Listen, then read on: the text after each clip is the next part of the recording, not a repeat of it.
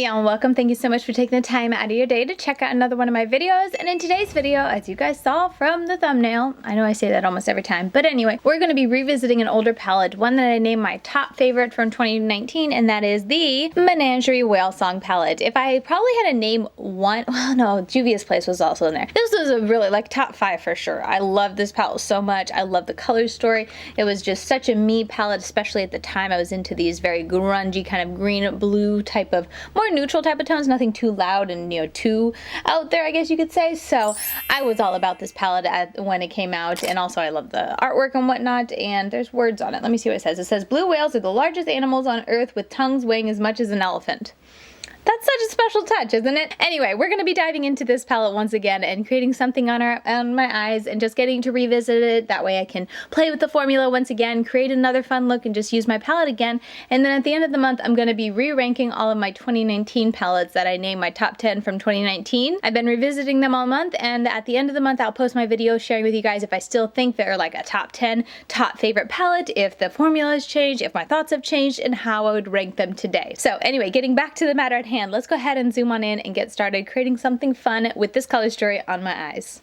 Alright, so I have no idea what I want to do. I think for the shimmers, I know I remember really liking these two shimmers, and then these two I think were just okay. I think this one was kind of flaky, didn't have a whole lot of color to it, and then this one was pretty but difficult to pick up if I remember. Ooh, that's pretty. So I think I want to use this green with this blue on the lid. I think that would be really pretty and kind of pop a little bit. So I'm thinking if I'm going to use the green on the inner corner, blue on the outer corner, I want to swap it and kind of have green on the outer corner and then a blue on the inner corner. So that's why I'm leaning towards this on my inner corner with a combination of these two on the outer edge, probably using this to, oh no, this shade, I like this shade. This one to really fully blend it out and soften it out. I think that would be pretty. Yeah, that's what I'm leaning towards.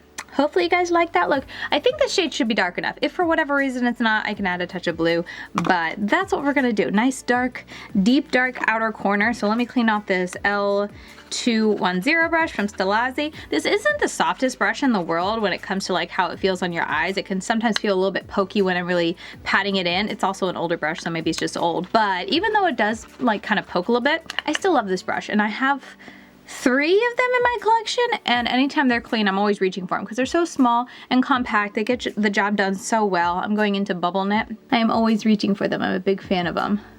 And I don't think that they're too expensive. I can't remember Stilazzi. It's been ages since I purchased from Stilazzi. I don't know if they're even still in business. I feel like I haven't seen anything new from them in a very long time. I think they are, but I honestly don't know. But these brushes are really nice. So I'm just gonna pat that in. It's definitely dark, but I wanna go a bit darker, so I'm gonna catch up this side, and then I am going to be sticking that darkest shade, breaching the dark blue. And I think putting a touch more of that on this outer corner is really gonna help get the depth that I want. But this is gonna be kind of like the first layer and kind of like encompassing the outer edges, because I don't want this look or this outer corner to get too blue. So I'm going to put down the green to kind of ground it, and then I'm just going to use the same brush, tap into a little bit of that blue, tap it off, and just putting it right out here, and we'll see how it builds. It might not be super noticeable because they're both kind of the same depth, I suppose, but yeah, you really can't see. It's not doing too much for it. I was hoping it was more of a blue-black type of color, but it is really more of just a nice deep blue. There's not a whole lot of black in there, so I feel like it's not doing a whole lot to make the outer corner any darker. What do you think? Do you think it's a bit darker? Oh, it's been so long since I've used this palette, but such a good palette. When I was trying this, I was pregnant with my 3rd child, and now I am not pregnant anymore, and I have 4 children. Oh, that's so lovely not to not be pregnant anymore. I do not miss that. 2 minutes after birth, I'm like, whew, I don't miss being pregnant. But anyway, why did I mention that? I don't even know. I'm just rambling. I don't have a specific topic to talk to you guys about, so I'm just gonna kind of be rambling. And when I was pulling this palette out, I looked up on my YouTube to see what type of looks I did, and I didn't really have any dedicated videos. I had some like palette bingos and some combining it palette bingos, that type of thing. I'm gonna take some of this shade, Reef, but nothing super. Oh wait, no, I don't want to use that brush yet. Let's go with this brush. This is the Sydney Grace. I don't know what number it is for whatever reason. I don't know if I got a dud. But Sydney Grace, I cannot find on the handle anywhere where they put the number, so I don't know what number this is, but it's a fantastic little brush. I've been meaning to go look it up and like write it myself, but yeah, like I'm gonna have time and then remember to do it. I'm so busy these days. It is forever at the bottom of my to-do list, but it is there, I suppose. Maybe one day it'll get done, but I was super bummed that it wasn't already included on there. Anyway, I meant to go look and see if the other brushes have it, because maybe mine was just a like a dud in that respect of like being a batch that accidentally didn't get the numbers on it, because I feel like it's pretty standard to have numbers on your brushes, so I was really shocked. And I got two different types of brushes. One's more of like a outer corner packer brush, I think, right? And then this type of brush. I just washed all my brushes, so my two containers for brushes is chock full, so I can't, it's not jumping out at me. Oh wait, here it is. Yeah, it's kind of like an inner corner slash detailed packer brush for shimmers. And neither one of them have numbers on it, which I was bummed about, because everything else about the brush I really like. They're very nice handles and stuff like that. And the bristles are so soft, like they're very lovely to use, but I just kind of bummed that I don't know what number it is. I mean, I could know. I just have to go look up at my order and then look it up on the website and compare, because the two brushes are vastly different, but it's just a bit of a hassle that I'm not excited about. Okay, so there, just a touch of something more. Now I'm gonna take that Give Me Glow brush and let's go into Dive. I remember this shade being so pigmented, and I'm pretty sure this stains. I'm pretty sure all these colors stain. Now, I think they always stain my finger anytime I have to swatch them or I play with them. They'd for sure stain my finger. But I can't remember if they stain my eyes. I guess I can pop it on the screen right now, because by the time this video goes up, I will have washed it off, so I can see if it stains my eyes tonight. But I do know it can stain my fingers so badly, like even just playing with it for a video, and I wipe my hands off with like a baby wipe, and I'll even try a makeup remover sometimes, and I'll still just have, my fingers will look dirty from it, even though most of it comes off. It just kind of, the dark grungy shades are so strong. It's just always hanging on. Okay, this shade is very bright. I'm being super gentle to kind of buff it out. Oh, there is that lighter blue I just saw. So I'm gonna kind of pack it on here since I have that shade. And now I'm just gonna step in like just the teeniest bit, this lighter blue, just to help blend out that really bright blue, because I don't want to take this up too high. I've been trying to be more mindful of how high I take my colors or my eye looks, just to kind of keep it in. And I don't know, keep it a little bit more tame, because I feel like if I'm not watching it, all of a sudden it's like up in my eyebrows, and I like it to be a little bit more just like peeking over my eyes and have a very nice diffusion of color than for it to go all the way up to my brows with a harsh stop slash end. That's just my personal preference. All right, I'm gonna go into Plankton? No, Kelp. Plankton and Kelp are really close, but Kelp is just a little bit more a green grunge, whereas I would call Plankton more of like a brown grunge, so I want that pop of green. You guys know me. So I'm gonna put this out here. All the shades are blending really nicely. I never remember having any issues with this palette, except for it to be super powdery, to the point where like it's makes a mess in the pan and can cause a lot of fallout.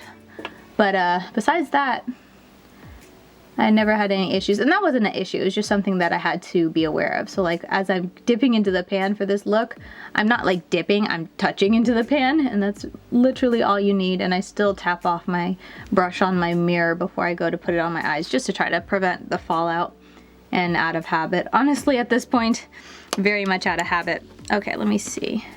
I'm gonna go back in to, I think this brush that I used, that Reef, the kind of Christmas green. Gonna take a touch of that.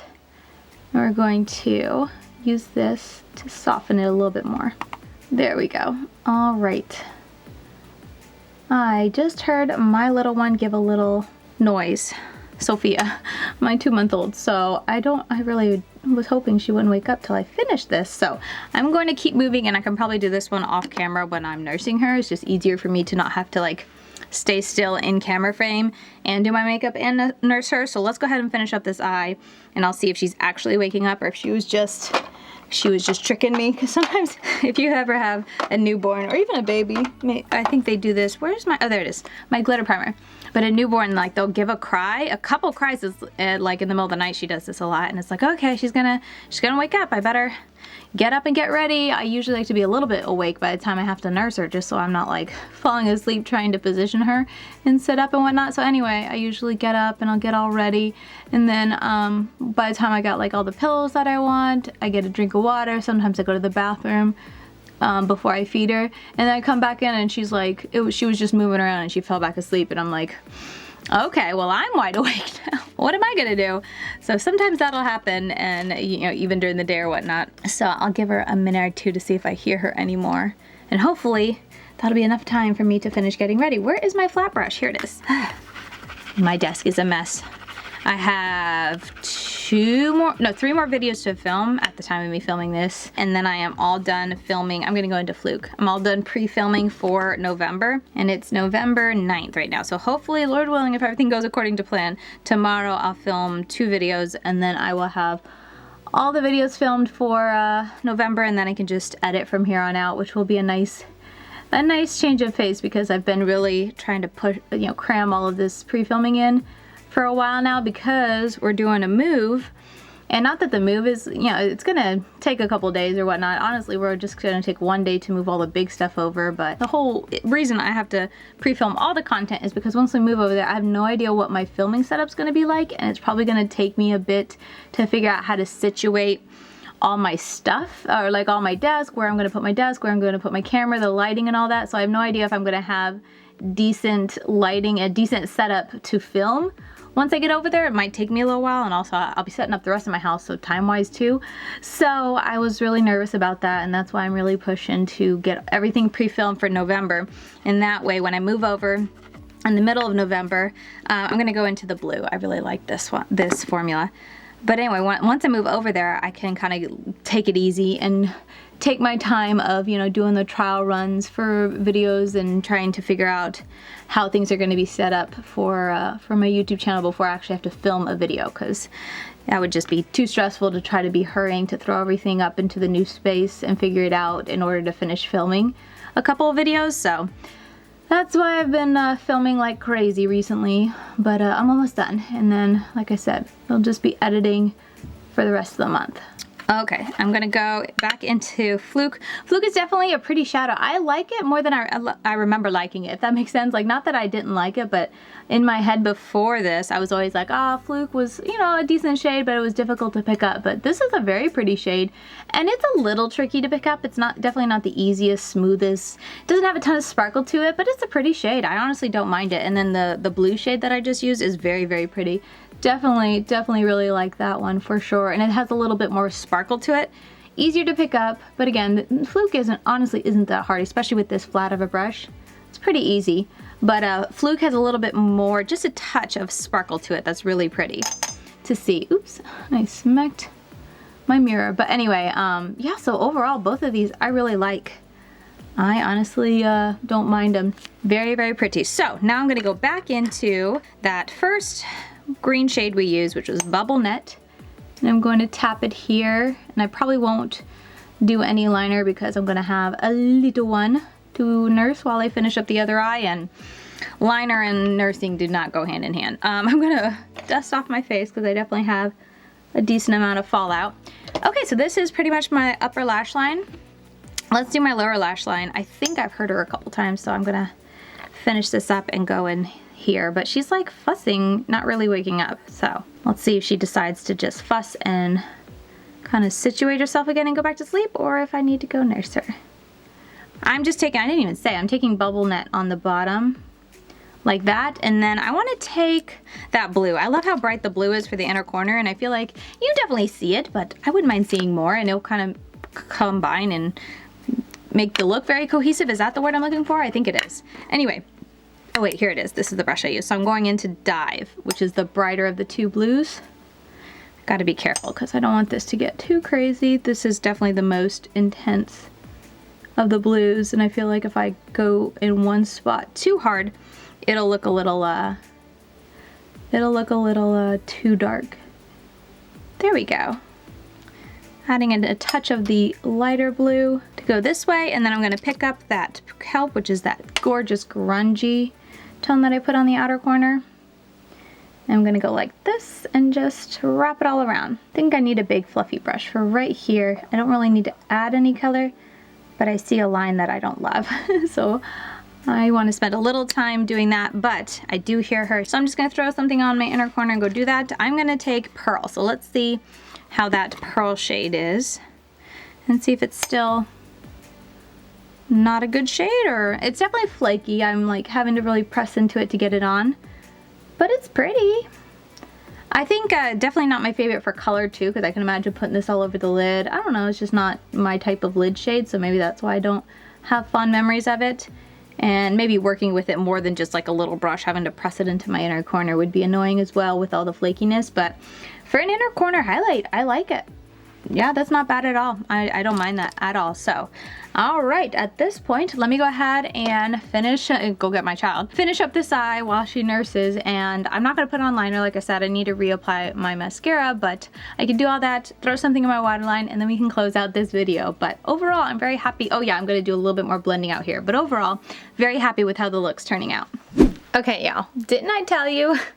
Wasn't I just telling you guys how babies often trick me, at least, you know, my babies often trick me, and that they sound like they're waking up and I go to get them and then they fall back asleep? That just happened. I said goodbye to you guys, turned off the camera, went out to go get her, and by the time I got to her room, it was quiet. So I snuck in there and she's passed out, like sleeping. And so I sat there for a minute to listen and see if like maybe she was just catching her breath, fell back asleep, she's gonna wake up. She's been sleeping soundly ever since I went in there, looked at her, she was still sleeping, came back, finished my makeup, she's still sleeping. So, yeah. If you're a first-time parent, this is my advice to you. If your baby sounds like they're waking up, give them a moment or two. I mean, if they wake up screaming, you know when they wake up and they're really awake. But if you hear them starting to make noise, give them a minute or two until they're really like waking up and letting you know that they're consistently like, okay, I'm awake, this is my wake up cry, and not so much just the little like, the little cries that they do and they're quiet. Because oftentimes, 9 times out of 10, I tell you, if I just give her a minute or two, don't go in right away, she falls back asleep. So anyway, we're gonna keep on moving. That's not the point of this video. But anyway, here's the completed look. I stick up close-ups like I always do, just so you guys can really see how the look turned out, and I really do like it. It's a bit of a brighter look. I feel like this palette can be very dark and grunge, but I love that the eyeshadows, the shimmers that are included in this palette overall bring a lot of lightness to the really dark and grungy shades of the mattes and whatnot. And there's a nice variety of lighter tone mattes to work with the darker tone mattes to help blend them out. So as a whole, it's just such a well done palette. I love it so much. Diving back into it, how many shades did I use? Let's see, 1, 2, 3, 4, 5, 6, 7, 8, I guess if you include the inner corner. Oh my goodness, I forgot to do the inner corner on this side. One moment. Please just pretend all of the close-ups you saw had a little inner corner highlight on both eyes and not just my one eye. Moving on. But yeah, anyway, it's a fantastic palette. Diving back into it again, I really did enjoy it. It's got that formula, you gotta be careful because there is definitely a lot of kick up in the pan, and if I was going in too rough, I can imagine it'd be a lot more kick up in the pan, but there's so much saturation with the colors. I honestly never mind a messy pan or a messy shadow. I just make sure I'm a little bit more careful, and I love how intensely saturated the palette is. So going back to this palette, I enjoyed it just as much as I remember, so that was a fun trip down memory lane getting to try an older palette in my collection. I hope you guys enjoyed this video. I hope you guys have been enjoying Kate's Giving, and that's gonna do it for today's video. As always, I'm over on Instagram. I'm LadyKatie92 over there. If you want to, see fun reels, up close eye pictures, I'm trying to post a picture, an up close eye picture of all the eye looks I do with older palettes, just so you guys can see them over there if you're curious. And with all that said, that's gonna do it for me. I'll see you guys very soon in my next video, hopefully tomorrow. Bye guys.